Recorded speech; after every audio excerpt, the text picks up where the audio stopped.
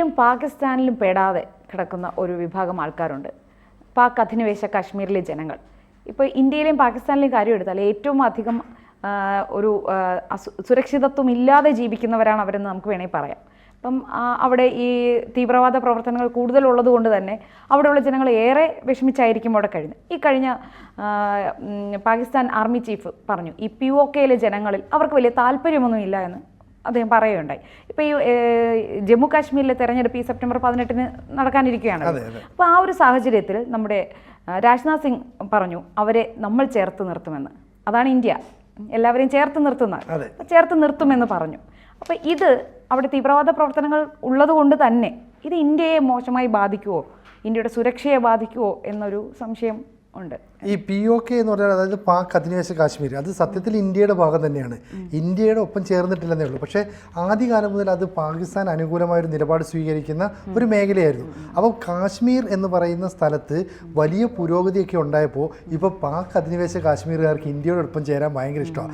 India അവിടുത്തെ ഈ അതിർത്തിയിലുള്ള ഗേറ്റ്, ഈ അടച്ചിട്ടിരിക്കുന്ന വേലിയൊക്കെ ഉണ്ടല്ലോ, അതൊന്ന് തുറന്നു കൊടുത്താൽ മതി, എല്ലാവരും ഇടിച്ചു കയറി ഇങ്ങോട്ട് വരും. അത്രയും അവർ അസഹിഷ്ണുത പുലർത്തിക്കൊണ്ടിരിക്കുകയാണ്. അപ്പോൾ ഇതിൻ്റെ ഒരു കാരണം എന്ന് പറയുന്നത് ഈ പാക് അധിനിവേശ കാശ്മീർ ഒരു കാലത്ത് തീവ്രവാദ സംഘടനകളുടെ ഒരു കേന്ദ്രമായിരുന്നു.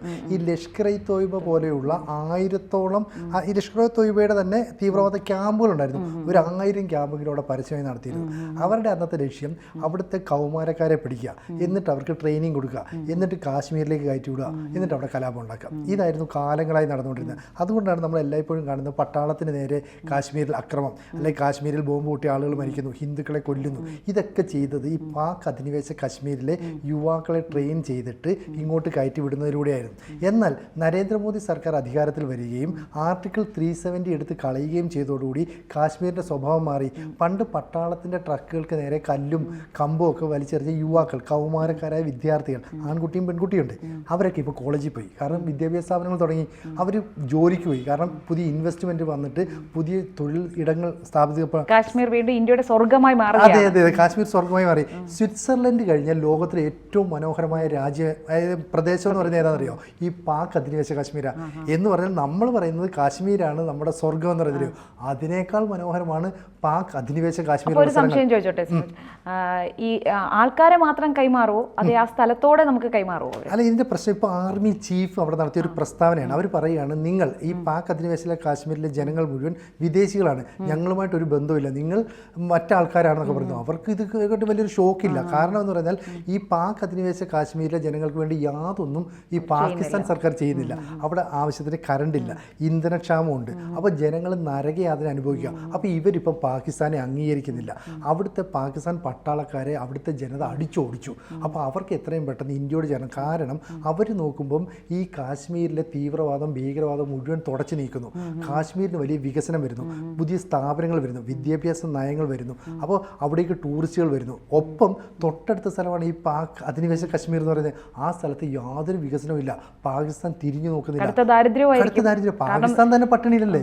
അപ്പോൾ സ്വാഭാവികമല്ലേ ഇവരുടെ ദാരിദ്ര്യം. അപ്പോൾ ഇവരെ ഇങ്ങനെ കാണിക്കുന്നു. ഈ സമയത്താണ് കാശ്മീരിൽ ഇലക്ഷൻ പ്രഖ്യാപിക്കുന്നത്. ഈ മാസം 18, 25, ഒക്ടോബർ 1 തീയതികളിൽ 3 ഘട്ടങ്ങളിലായി 90 സീറ്റിലാണ് അവിടെ തെരഞ്ഞെടുപ്പ് നടക്കുന്നത്. ഈ 90 സീറ്റിൽ തന്നെ 43 സീറ്റ് ജമ്മുവിലും 47 സീറ്റ് കശ്മീരിലുമാണ്. അപ്പം ഈ സീറ്റ് കൂടാതെ 24 സീറ്റ് ഇന്ത്യ മാറ്റിവെച്ചിട്ടുണ്ട് ഈ മറ്റാർക്ക് വേണ്ടിയാണ്. ഈ 24 സീറ്റ് എന്ന് പറഞ്ഞാൽ പാക് അധിനിവേശ കാശ്മീർ എപ്പോഴെങ്കിലും ഇന്ത്യയിൽ വരികയാണെങ്കിൽ അവിടെയുള്ള നിയമസഭാ സാമാജികർക്ക് വേണ്ടിയിട്ടാണ്. എന്ന് പറഞ്ഞാൽ ഇന്ത്യയുടെ സ്ഥലമാണ് ഈ പറയുന്ന പാക് അധിനിവേശ കാശ്മീർ എന്ന് പറയുന്നത്. അവർ ഇന്നല്ലെങ്കിൽ നാളെ ഇവിടേക്ക് വരും. അപ്പോൾ നമ്മുടെ പ്രതിരോധ മന്ത്രി രാജ്നാഥ് സിംഗ് അവിടെ ഒരു യോഗത്തിൽ പങ്കെടുക്കാനായിട്ട് പോയിരുന്നു. രാജ്നാഥ് സിംഗും പോയി, അതുപോലെ അമിത്ഷായും പോയി. അപ്പോൾ ഇവരൊക്കെ അവിടെ ചെന്ന് യോഗത്തിൽ പങ്കെടുക്കുമ്പോൾ പറഞ്ഞത്, നിങ്ങൾ ഞങ്ങളുടെ ആൾക്കാരാണ്, നിങ്ങൾ ഇന്ത്യക്കാരാണ്, നിങ്ങൾക്ക് എപ്പോൾ വേണമെങ്കിലും ഇന്ത്യയിലേക്ക് വരാം, ഇന്ത്യക്കാരാണ് നിങ്ങളെ, അതുകൊണ്ട് വിദേശികളാണെന്നും പറഞ്ഞ് ആരും കുറ്റപ്പെടുത്തില്ല. അത് അവിടുത്തെ ജനങ്ങൾക്ക് വലിയ സ്വീകാര്യതയുണ്ടായി. അപ്പോൾ അവർ ഈ ഒരുപക്ഷെ തെരഞ്ഞെടുപ്പ് കഴിയുമ്പോൾ ഞങ്ങൾ മുഴുവൻ ഇങ്ങോട്ടേക്ക് വരാം, പക്ഷേ ഇന്ത്യക്കുള്ളിൽ തന്നെ എതിർപ്പുമുണ്ട്. അതിൻ്റെ കാരണം അറിയാമല്ലോ, ഞാൻ നേരത്തെ പറഞ്ഞ പോലെ അവിടെ തീവ്രവാദികളുടെ ഒരു ട്രെയിനിങ് സെൻ്റർ ആയിരുന്നു ഒരു കാലത്ത്. അപ്പോൾ ആ ട്രെയിനിങ് സെൻ്റർ ആയിരുന്നുകൊണ്ട് അതേ മനോഭാവം വെച്ച് പുലർത്തുന്ന കുറേ ആൾക്കാരെങ്കിലും ഉണ്ടാവുമല്ലോ. അപ്പോൾ മുഴുവൻ ആൾക്കാരും നല്ലതാവില്ല, കുറേ ആൾക്കാർ മോശമുണ്ട്. അവർ ഇന്ത്യയിലേക്ക് വന്നാൽ വീണ്ടും ഈ കശ്മീരിലോ അല്ലെങ്കിൽ ഇന്ത്യയിലോ വിധ്വംസക പ്രവർത്തനങ്ങൾ നടത്താം, ഭീകരവാദം നടത്താം, അവർ വീണ്ടും ഇന്ത്യക്കെതിരെ തിരിയാം. ഇത്തരത്തിലുള്ള പോലുള്ള സംശയങ്ങളൊക്കെ സ്വാഭാവികമായും വരുന്നുണ്ട്. അപ്പോൾ അതുകൊണ്ട് കാശ്മീർ തെരഞ്ഞെടുപ്പ് കഴിഞ്ഞാലും നമ്മൾ ഈ തീക്കൊള്ളി കൊണ്ട് തലയുറിയാൻ നിൽക്കല്ലേ, ഇവർ അപകടകാരികളാണ്. തന്നെ റെയിൽവേ അട്ടിമറിയൊക്കെ നടക്കുമ്പോൾ അതിൽ ഈ തീവ്രവാദ ഗൂഢാലോചനയാണെന്നൊക്കെ പറയുന്നുണ്ട്. അതെ. അപ്പോൾ ഇത് മാത്രമല്ല, ഇപ്പോൾ ഇപ്പം ഈ ആസാദി കാശ്മീർ, അതുപോലെ തന്നെ പാകിസ്ഥാൻ്റെ ഏറ്റവും കൂടുതൽ ഈ അവികസിതമായ ഒരു മേഖലയുണ്ട്, ഗിൽജിത്ത് ബാൾട്ടിസ്ഥാൻ മേഖല. ഇവിടെ മലനിരകളാൽ ചുറ്റപ്പെട്ട ഒരു സ്ഥലമാണ്. ഈ സ്ഥലം എന്ന് പറയുന്നത് വലിയ ലാൻഡ് ഏരിയയാണ്.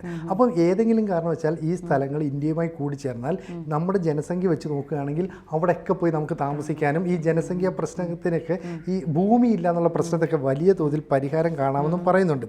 ഇപ്പം അഫ്ഗാൻ വഴിയുള്ള ഒരു വ്യാപാര ബന്ധങ്ങളൊക്കെയാണ് ഇപ്പം ഇന്ത്യ നടത്തിക്കൊണ്ടിരിക്കുന്നത്. അപ്പോൾ ഈ കടൽ മാർഗമുള്ള വ്യാപാരത്തിന് അത് എന്തെങ്കിലും പ്രയോജനം ചെയ്യുമോ ഈ POK നമ്മുടെ ഇന്ത്യയുമായി ചേരുമ്പോൾ? സത്യത്തിൽ ഇപ്പം നമ്മൾ ഈ സെൻട്രൽ ഏഷ്യയിലുമായിട്ട് വ്യാപാര ബന്ധം പുലർത്തണമെങ്കിൽ നമുക്ക് അഫ്ഗാൻ വഴിയൊക്കെ നമ്മൾ ഇറാൻ വഴിയാണ് പോകേണ്ടി വരുന്നത്.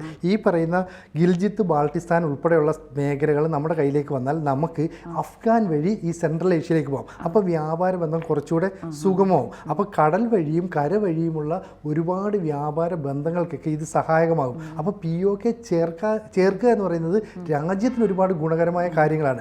മാത്രമല്ല, ഞാൻ നേരത്തെ പറഞ്ഞ പോലെ സ്വിറ്റ്സർലാൻഡ് കഴിഞ്ഞു കഴിഞ്ഞാൽ ഏറ്റവും മനോഹരമായ പ്രദേശം ഈ പാക് അധിനിവേശ കാശ്മീരാണെന്ന് ടൂറിസം വികസനം ട്രാവൽ മാഗസിനുകളാണ്, ലോകത്തെ ട്രാവൽ മാഗസിനുകളൊക്കെ ഇത് റിപ്പോർട്ട് ചെയ്യുന്നുണ്ട്. അപ്പോൾ അത്തരത്തിലുള്ള നിലപാടുണ്ട്. ഇനി പാകിസ്ഥാനിലെ അറ്റോർണി ജനറൽ ഒരു കേസുമായി ബന്ധപ്പെട്ട് ഹൈക്കോടതിയെ സമീപിച്ചിരുന്നു. അവിടുത്തെ ഒരു യുവാവിനെ പിടിക്കുന്നതുമായി ബന്ധപ്പെട്ടാണ്.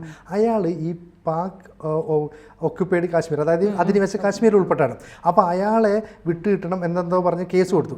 അപ്പോൾ ഹൈക്കോടതിയിലേക്ക്, ഈ ഇസ്ലാമാബാദിലെ ഹൈക്കോടതിയിൽ പാകിസ്ഥാനിലെ അറ്റോർണി ജനറൽ ചെന്നിച്ച് പറയുന്നു, ഇയാൾ ഞങ്ങളുടെ ആളല്ല, ഇയാൾ പാകിസ്ഥാൻകാരനല്ല എന്ന് പറഞ്ഞാൽ POK പാകിസ്ഥാൻ്റെ ഭാഗമല്ല എന്ന് അയാൾ സമ്മതിക്കുകയാണ്.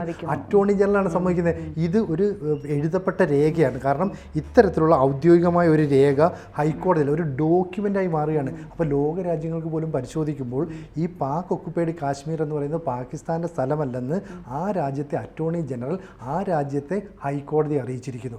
ഇതൊരു വലിയ കാര്യമാണ്. എന്ന് പറഞ്ഞാൽ എക്കാലത്തും നമുക്കറിയാം ഇത് നമ്മുടെ സ്ഥലമാണ്, നമ്മൾക്ക് നമ്മുടെ കൂടെ നിൽക്കേണ്ട സ്ഥലമാണെന്നൊക്കെ പറഞ്ഞു. ഒരു കാലത്ത് വേണമെങ്കിൽ ഈ ഇന്ത്യ വിഭജനമൊക്കെ നടന്ന സമയത്ത് ഒരു യുദ്ധമുണ്ടായി. അന്ന് ഈ പാക് ഒക്യുപ്പൈഡ് കാശ്മീർ എന്ന് പറയുന്ന സ്ഥലം ഒന്ന് സ്വതന്ത്രമായി നിൽക്കുക. ആ സമയത്ത് പാകിസ്ഥാൻകാർ അവിടേക്ക് തള്ളിക്കയറുകയും അവിടെ പിടിച്ചെടുക്കാനുള്ള ശ്രമം നടത്തുകയും ചെയ്തു. അന്ന് ഇന്ത്യയുടെ പ്രധാനമന്ത്രിയായിരുന്ന ജവഹർലാൽ നെഹ്റു തിരിച്ച് ഇന്ത്യയെ കൊണ്ട് ഇതുപോലൊരു ആക്രമണം നടത്തിയാൽ മതി, ഇന്ത്യ അവിടെ ആക്രമണം ചെയ്തുകൊണ്ടിരിക്കുക. പക്ഷേ അന്ന് മൗണ്ട് ബാറ്റൻ പ്രഭുവിൻ്റെ ഒരു നിർദ്ദേശപ്രകാരം ഇന്ത്യ നേരെ ഇതുമായിട്ട് UN പോയി. UN പോയിട്ട് ഈ പ്രശ്നത്തിന് പരിഹാരം വേണമെന്ന് പറഞ്ഞു. പക്ഷേ ഇന്ത്യയുടെ ഒരു സൈനിക ബലം വെച്ച് അന്ന് പാകിസ്ഥാനെ കീഴ്പ്പെടുത്താനും ഈ സ്ഥലം സ്വന്തമാക്കാനും സാധിക്കുമായിരുന്നു. നെഹ്റുവിൻ്റെ ആ തെറ്റായ തീരുമാനത്തെ തുടർന്ന് UN പെട്ടെന്ന് പറഞ്ഞു, ഇപ്പോൾ വെടിനിർത്തണം, നിങ്ങൾ പാകിസ്ഥാൻകാർ എവിടെ നിൽക്കുന്നോ അവിടെ നിൽക്കുക, ഇന്ത്യക്കാർ എവിടെ നിൽക്കുന്നോ അവിടെ നിൽക്കുക, ആ സ്ഥലത്തിന് അപ്പുറത്തേക്ക് ഇനി ക്രോസ് ചെയ്യാൻ പാടില്ല.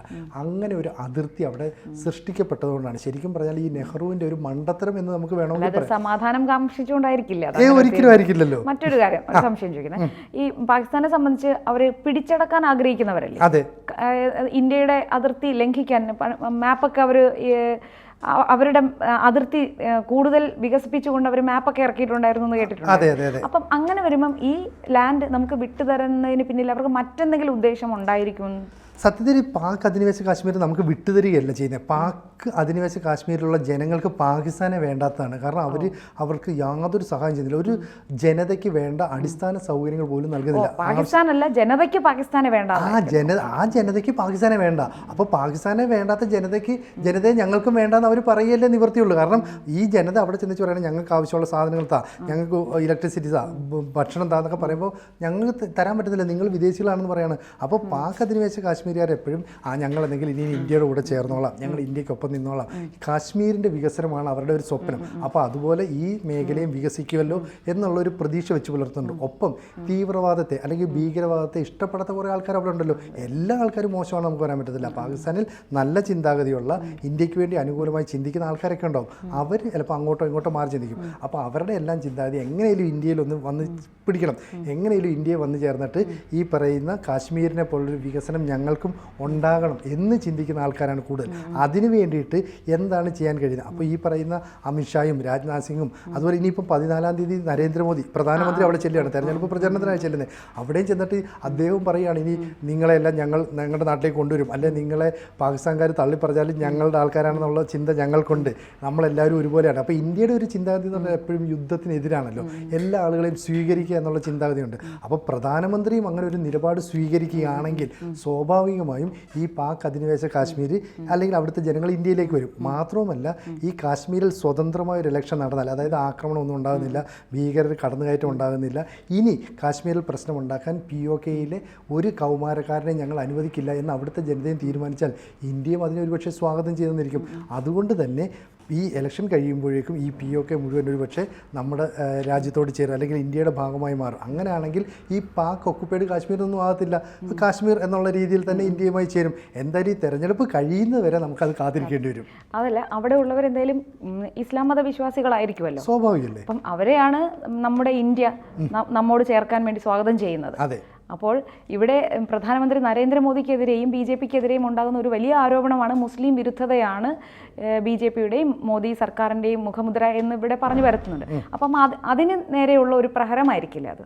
അങ്ങനെ പറയാൻ പറ്റില്ല. കാരണം കാശ്മീരിലെ ജനതയും ഭൂരിഭാഗവും മുസ്ലിം അല്ലേ. അല്ല, ഇത് പുറത്തുനിന്ന് കൊണ്ടുവരുവാണ് അവരെ. അല്ല, കൊണ്ടുവരണമെന്നില്ല. കാരണം അതിർത്തി വികസിപ്പിച്ചാൽ പോരെ. കാരണം ഇതൊരു വേലിക്കെട്ടായിരിക്കില്ലേ സ്വാഭാവികമായിട്ടും. അതിനെ വികസിപ്പിച്ച് ഇന്ത്യ എന്ന് പറയുന്ന ആ സാമ്രാജ്യം അല്ലെ രാജ്യത്തിൻ്റെ ഒരു വിസ്തൃതി വർദ്ധിപ്പിക്കല്ലേ, അവരെ എങ്ങോട്ടേക്കും കൊണ്ടുവരേണ്ട കാര്യമില്ലല്ലോ. അപ്പോൾ അത്തരത്തിലൊരു നിലപാടാണോ സ്വീകരിക്കുന്നതെന്ന് നമുക്കറിയില്ല. അതിൻ്റെ കാര്യങ്ങളൊക്കെ തീരുമാനിക്കണമെങ്കിൽ നയതന്ത്രപരമായി അല്ലെങ്കിൽ രാജ്യാന്തര തലത്തിലൊക്കെ ഇത്തരം ചർച്ചകളൊക്കെ നടന്നെന്ന് വരും. പക്ഷേ ഈ പാക് ഓക്യുപ്പൈഡ് കാശ്മീർ അല്ലെങ്കിൽ POK എന്ന് പറയുന്നത് ഇന്ത്യയുടെ ഭാഗമാണെന്ന് ഇന്ത്യയിലെ 2 മന്ത്രിമാർ, കേന്ദ്രത്തിലെ പ്രധാനമന്ത്രിമാർ പറയുന്നു. ഒപ്പം പ്രധാനമന്ത്രി ഇനി അവിടെ ചെല്ലുമ്പോൾ അതുമായി ബന്ധപ്പെട്ട ഒരു കാര്യങ്ങൾ പറയുന്നു. ഒപ്പം പാകിസ്ഥാൻ ഭരണകൂടം ഈ ജനതയെ തള്ളിക്കളയുകയും കൂടെ ചെയ്യുകയാണ്. ഇനി ഇവർക്ക് പാകിസ്ഥാനിൽ വിശ്വാസമില്ല, പാകിസ്ഥാൻ ഭരണകൂടത്തിൽ വിശ്വാസമില്ല. പാകിസ്ഥാനും എല്ലായ്പ്പോഴും അവിടുത്തെ നിയമസഭയിൽ കുറച്ച് സീറ്റൊക്കെ ഒഴിച്ചു വിടും. കാരണം ഏതെങ്കിലും കാരണവശാൽ ജമ്മു കാശ്മീരിനെ പിടിച്ചെടുത്ത് ഞങ്ങളുടെ കൂടെ ചേർക്കാമെന്നൊക്കെ ഒരു ചിന്ത അവർക്കുണ്ടാകും. എന്തായാലും ഈ 18, 25, 1 തീയതികളിൽ നടക്കുന്ന കാശ്മീർ ഇലക്ഷന് ശേഷമായിരിക്കും നിർണായകമായ തീരുമാനം ഉണ്ടാകുക. അതുവരെ നമുക്ക് കാത്തിരിക്കാം.